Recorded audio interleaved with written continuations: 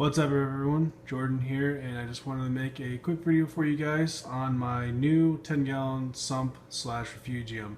I've had the sump up and running underneath my 29-gallon saltwater tank for a little while now. However, I just kind of rushed to put it together and didn't really think a lot about the long term as far as what I wanted.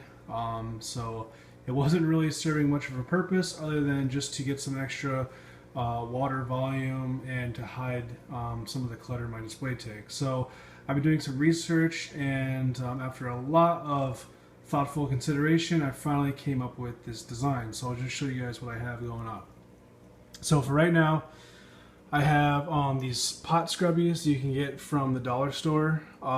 These are recommended if you're going to use them in your tank because they have no sponge material in them, so there's no like mold resistant or mildew resistant chemicals or anything like that. It's basically just the same material as what you will find in a loofah. It's just that mesh material all scrunched up, and that's a really good means of mechanical filtration and stuff like that. So I know people are going to say, well, that's a nitrate factory. Well, I mean, with anything comes maintenance, right? So depending on your feeding habits and your bio load and all that stuff, you know, you may have to clean these out once a week, once every couple of weeks. It just depends. So that's going to be my initial mechanical filtration for now. It could change. And then you'll see, so that's the intake chamber, and then I have this gap right here because initially my first design just had a solid piece like that, and what would have happened there is you just would have gotten flow across the top. And this is going to be my refugium, so I wanted a little bit more flow through here, not just across the top. So I took this baffle out, cut it, and then re-siliconed it into place. And so now the water is going to come down like this and then come through here and then kind of go up like that. And so I get more flow throughout here. And that way I don't have just like a dead space down there. So this middle section is going to be where I grow some chaetomorpha or chaeto or whatever you want to call it, macroalgae. And that'll just be a good way to export some excess nutrients. So I already have a little light setup. I'll show you guys that in a separate video. It's just a little 75 watt equivalent LED cool white bulb, and that's just going to be mounted, you know, above it, up there, aiming down. And then the chaeto will pretty much just kind of be circulating like that, hopefully gently. And then down the road, once I see that the chaeto is growing well and everything's going, you know, the way I want it to, I might add some copepods, and we'll go from there. So I'm going to do a bare bottom just to make it easier to clean up and do maintenance. There's, you know, I've just read everything from one end of the spectrum to the other about miracle mud and stuff like that, and it just seems more complicated. I might add a little bit of like a rubble rock and stuff like that down in there, but it's pretty much just going to be chaetomorpha.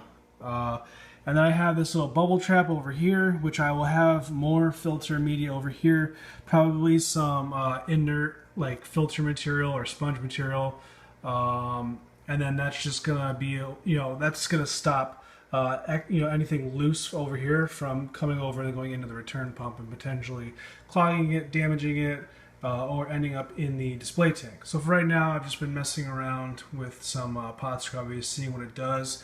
You can see that the bubble trap works. Some bubbles make their way in, but very, very few. You can see there, if I get up close, those bubbles are coming down and pretty much just turning around, going straight back up. So it works. So like I said, there'll be some more filter media in there. I don't want anything too fine because the problem there is it's more prone to clogging, and then you have it's more likely that you'll have a scenario where something overflows because it gets backed up. So these pot scrubbies are not super fine. It's not gonna, you know, catch anything like that, but it will catch the bulk of the you know, dirt, debris, whatever, fish poop. But it's not so fine that it's going to clog and overflow the chamber. Same thing with the material over here. It's not going to be ultra fine. I don't want this, you know, backing up and overflowing. So like my filter sock that I had to clean it pretty much every couple days because it was too fine. It was just getting clogged up too frequently, and then the filter sock was overflowing. And then last thing, I just wanted to point out, I had a big problem with this pump. It's a Aqueon 1700. I think it's rated for max somewhere maybe around 400 gallons per hour. I'm not really sure. I'll post the specifications. It is adjustable though. I had a big problem with vibration. You could just hear it, like the vibration of the pump just resonating throughout almost the whole first level of my house, and that was super frustrating. And I thought maybe after time it would break in and that would go away, but it didn't. And I just realized, like, well, I mean, there are little silicone or rubber or whatever, like suction cups, but that didn't really help. So what I realized was I have this source of vibration going to the tank, going directly to the stand, and then just resonating out. So to try to fix that, I got from the dollar store this like non-skid cabinet liner material. That should help a little bit. And then I got 2 silicone pot holders, and then just kind of trimmed them and double them up there. So now I have the little rubber suction cup legs, 2 pieces of silicone there, and then these mats. So I'm really crossing my fingers and hoping that that gets rid of the vibration noise, because that was just really annoying. So anyways, that's about it. This is fairly simple. However, I am emulating some designs of sumps by what's the company's name, like Trigger Systems or whatever. Those are like upwards of $300-400 sumps, and this pretty much anyone can do if you're comfortable with some basic tools. You can get the $10 aquarium from Petco for $10 when they're having their sale. Otherwise, I think you can get them for like $15 from Walmart. Each of these pieces of glass is about $3 to $4. So you might break 1 or 2 if you're new to it. I certainly did when I was new.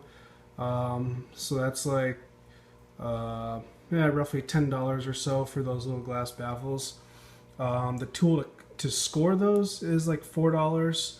And then just your tube of silicone, you might need 1 or 2 of those. Those are about $4 each. And then I went through maybe 4 or 5 packages of the pot scrubbies, which are $1 each. So you're really, looking at spending maybe a little over $30 or somewhere around there, which is not bad at all, considering, like I said, some of the more top of the line sumps are $300-400. And this is, if you look at their designs, they have almost the exact same thing. They have this piece here with the gap down there, and then they just have a bubble trap there, and that's literally it. So anyway, pretty much anyone can do this.